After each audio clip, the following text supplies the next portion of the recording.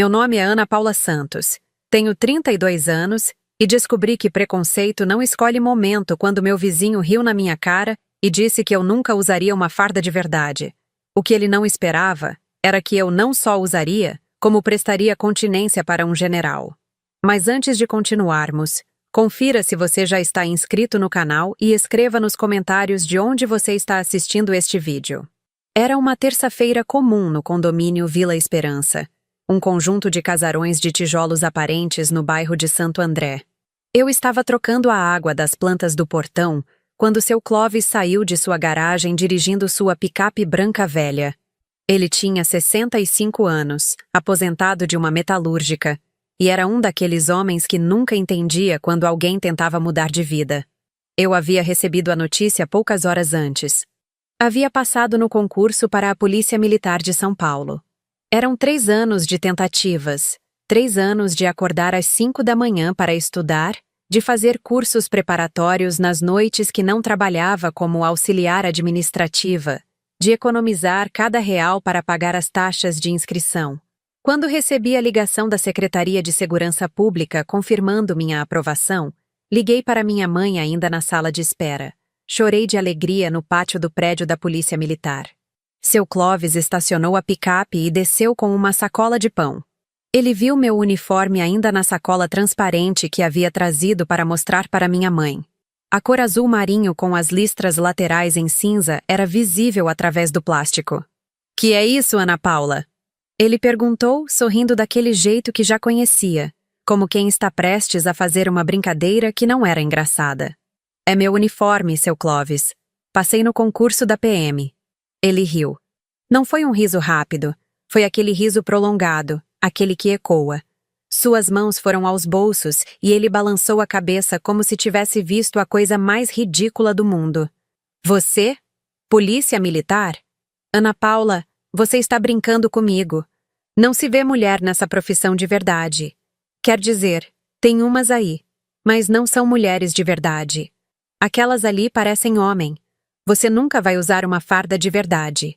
Isso aqui é só um papel que vão jogar fora quando você aparecer no primeiro dia de trabalho." Meu rosto queimou. Não de vergonha como ele esperava, mas de raiva. A raiva daquele tipo que deixa você acordado à noite lembrando das palavras. A Academia de Polícia Militar de São Paulo fica em um terreno de quase 100 hectares em Piquete, no interior do estado. Quando cheguei na segunda-feira para o primeiro dia da formação básica, havia 36 novos alunos. Apenas 7 éramos mulheres. O instrutor que nos recebeu na primeira manhã era o Tenente Alcântara, um homem de 52 anos que havia passado 30 anos na corporação.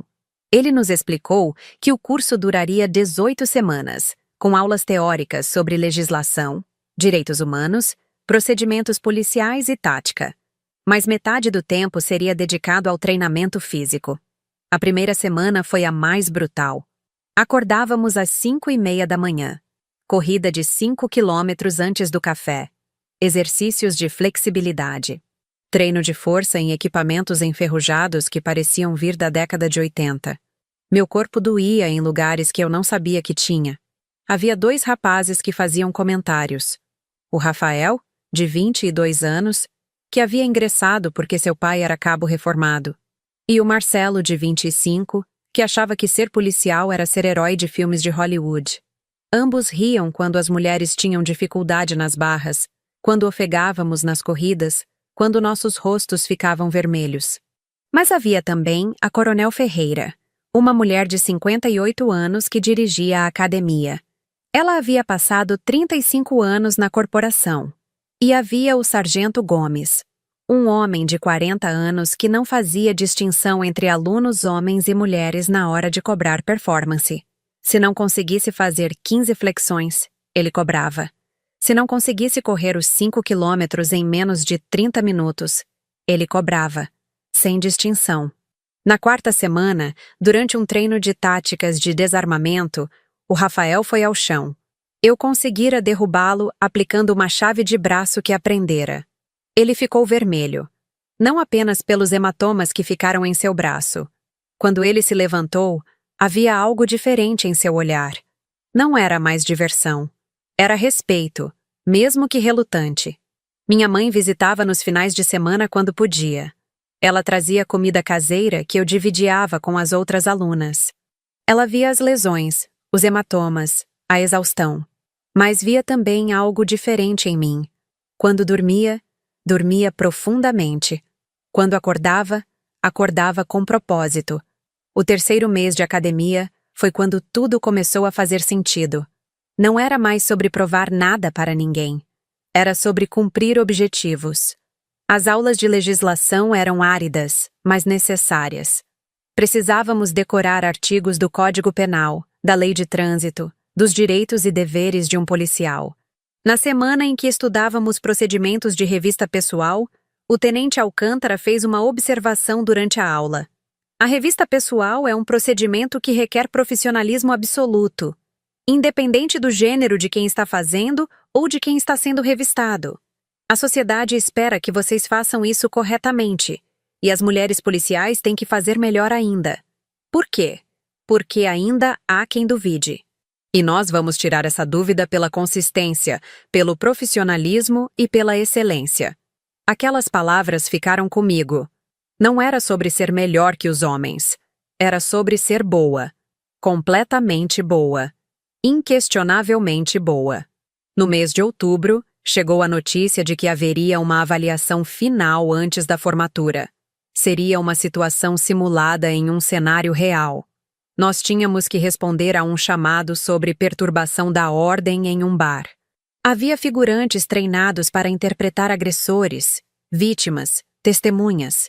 Precisávamos gerenciar a cena, identificar os envolvidos, aplicar as técnicas corretas, chamar reforço quando necessário. Fui sorteada para trabalhar com o Sargento Gomes avaliando. Ele não sorriu, não encorajou. Apenas disse que eu tinha 20 minutos. Quando entrei no cenário, havia um caos controlado. Um homem gritava agressivamente com a proprietária do bar. Alguns clientes queriam sair. Outros filmavam com o celular. Eu aproximei mantendo distância segura. Identifiquei a mim mesma.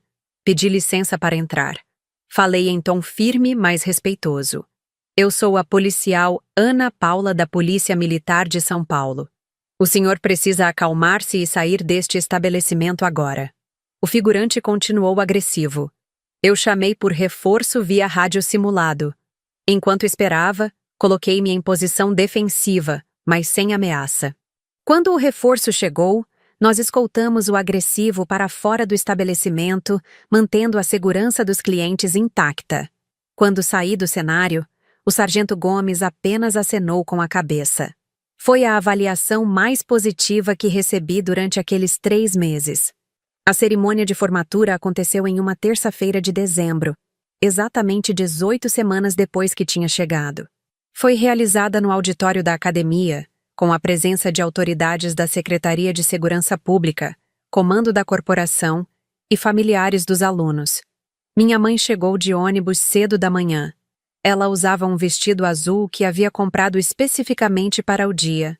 Seus olhos ficaram marejados quando me viu sair da formação, em fila com os outros 35 alunos que conseguiram completar o curso. O general Rodrigo Martins, superintendente de operações da Polícia Militar, estava presente. Ele era um homem de 60 anos, com o peito cheio de medalhas, com voz que ecoava pelo auditório. Quando chegou a hora do juramento, nós colocamos a mão direita no peito, na altura do coração, e repetimos palavra por palavra a promessa de servir e proteger. Minha voz saiu firme, junto com a voz de todos os outros formandos. Prometo cumprir fielmente os deveres decorrentes da Polícia Militar, obedecendo às leis e aos estatutos da corporação, respeitando a dignidade humana e os direitos fundamentais de cada pessoa. Quando terminou o juramento, o general Martins desceu do palco e passou em revista cada um de nós. Quando chegou na minha frente, ele parou. Seus olhos percorreram meu uniforme, do distintivo da corporação no peito até a farda perfeitamente alinhada. Policial Santos, ele disse usando o título correto. Senhor General, eu respondi. Bem-vindo à Polícia Militar de São Paulo, ele disse, e prestou continência. Não uma continência qualquer, Uma continência lenta, respeitosa, formal. Meu coração parou. O general havia prestado continência para mim. Um homem que havia passado 60 anos de sua vida na corporação, que havia comandado operações em todo o estado, que tinha autoridade sobre milhares de policiais, havia se posicionado de forma respeitosa para mim. Minha mãe aplaudiu tão alto que as pessoas ao seu redor também começaram a aplaudir. Meu primeiro turno como policial militar foi no mês seguinte, em janeiro. Fui alocada para a 8ª Companhia de Santo André, o mesmo bairro onde morava. As primeiras semanas foram sobre conhecer o terreno, conhecer a dinâmica das ruas que eu agora patrulhava de uniforme, conhecer os comerciantes que fechavam suas portas quando víamos a viatura passar, conhecer os idosos que acenavam das janelas, conhecer as mães que nos chamavam quando havia adolescentes causando confusão nas ruas. Uma semana depois de começar, eu estava em patrulha com o Cabo Pereira, um homem de 43 anos que havia passado 20 anos na corporação. Ele era respeitado pelos colegas, conhecido por ser justo. Nós paramos em uma blitz de rotina na avenida principal do bairro. Um carro branco desacelerou, depois parou. Era a picape de seu Clóvis. Ele reconheceu meu rosto por sobre o vidro da janela. Vi o reconhecimento nos seus olhos. Depois, vi a realização de que aquela menina do condomínio, que ele havia dito que nunca usaria uma farda de verdade, estava ali pedindo para que ele descesse o vidro. "Boa tarde, senhor", eu disse de forma profissional. "Licença da carteira de motorista e documento do veículo." Seu Clóvis estava pálido. Ele entregou os documentos com as mãos tremendo levemente. Eu verifiquei tudo cuidadosamente. Sua documentação estava em dia. Seu veículo estava regularizado. Eu levantei os olhos para ele. "Tudo bem, senhor. Dirija com segurança." Quando ele partiu, o Cabo Pereira virou para mim. "Conhece aquele?" Ele perguntou. "Sim", eu respondi. "É meu vizinho." Pelos olhos dele, eu diria que ele não esperava vê-la aqui. O Cabo Pereira comentou, com um sorriso discreto no canto da boca. Aquele encontro com seu Clóvis não foi uma vingança. Não foi uma oportunidade de lhe cobrar as palavras duras. Quando o vi dirigindo, não senti raiva. Senti apenas profissionalismo. 2 meses depois, uma situação real de perigo me provou que aquela farda de verdade que ele disse que nunca usaria era absolutamente real. Respondemos a uma chamada sobre um roubo em uma loja de conveniência.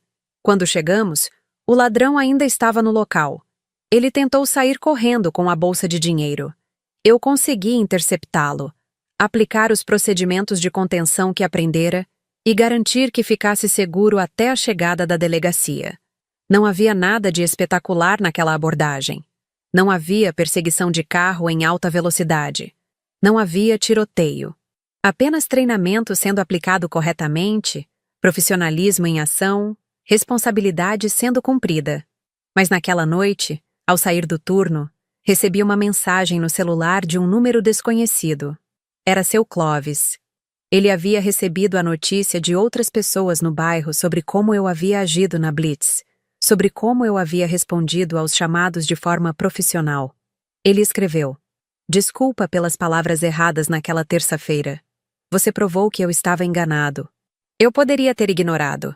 Poderia ter respondido com cinismo, mas não fiz nada disso. Simplesmente salvei o número como contato e segui em frente.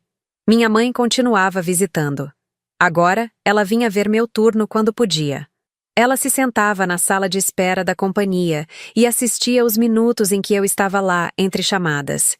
Aprendi que farda de verdade não é sobre prova nada para ninguém. É sobre acordar sabendo que você tem responsabilidade com pessoas que você nunca vai conhecer. É sobre estudar legislação porque ela protege cidadãos. É sobre treinar força física porque você pode precisar dela para ajudar alguém. É sobre consistência todos os dias. No final, o general não me deu legitimidade quando prestou continência. Ele apenas reconheceu publicamente algo que eu já estava vivendo desde o primeiro dia na academia. Aquela farda era verdadeira porque era fruto de escolha consciente, de trabalho diário, de compromisso renovado a cada manhã. E isso nenhuma palavra cruel ou nenhum riso preconceituoso conseguiria tirar de mim. Porque no fim das contas, você não é o que os outros pensam que você deveria ser. Você é o que você escolhe ser quando coloca aquela farda. Levanta de sua cama antes do amanhecer e segue em frente com o trabalho que precisa ser feito.